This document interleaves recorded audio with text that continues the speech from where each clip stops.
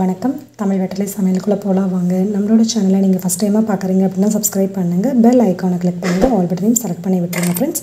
வாங்க வீடியோக்குள்ளே போகலாம். இன்றைக்கி நம்ம என்ன ரெசிபி பார்க்க போகிறோம் அப்படின்னா ஆட்டோட வெதர்ன்னு சொல்லுவாங்க. அதை வச்சு இன்றைக்கி நம்ம ஒரு தொக்கு டைப்பில் பண்ண போகிறோம். அதை எப்படி செய்கிறது, அதுக்கு என்னென்ன பொருள் தேவை அப்படிங்கிறத நம்ம பார்க்கலாம் வாங்க. இதை வந்துட்டு கட் பண்ணி எடுத்தாச்சு.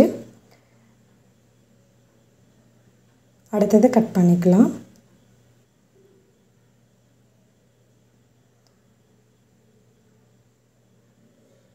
இதே போல் எல்லாம் கட் பண்ணி எடுத்தாச்சு. அது அப்படியே இருக்கட்டும்.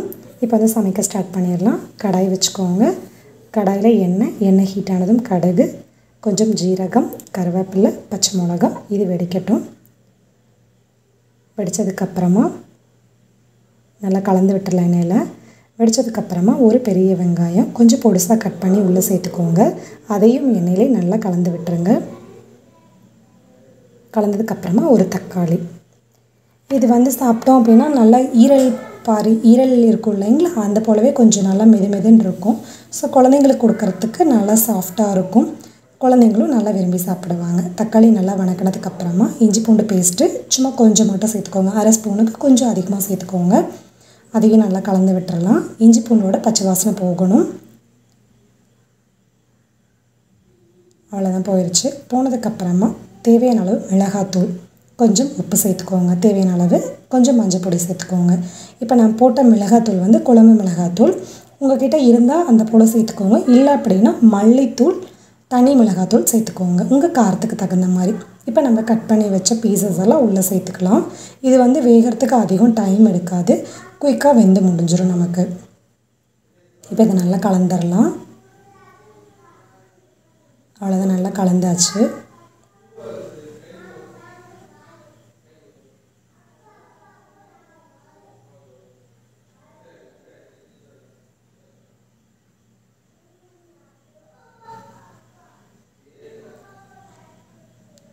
நல்லா தக்காளி வெங்காயத்தோடவே நல்லா பரட்டியாச்சு. இந்த போல் நல்லா பரட்டிக்கணும். நம்ம பரட்டினதுக்கப்புறமா தேவையான அளவு கொஞ்சம் தண்ணி தெளித்து வேக வச்சுக்கலாம். அப்போ தான் இது கொஞ்சம் நல்லா வெந்து வரும் நமக்கு. இல்லைன்னா ஒரு மாதிரி சவுக்குன்னு இருக்கும். அது இல்லாமல் அது வேகிறதுக்குள்ளே மசாலாவில் வரன்னு இருக்கு இல்லையா, ஸோ அதனால் தீஞ்சு போன மாதிரி போயிடும். இப்போ வந்து அடுப்பை வந்து கம்மியிலே வச்சுக்கோங்க.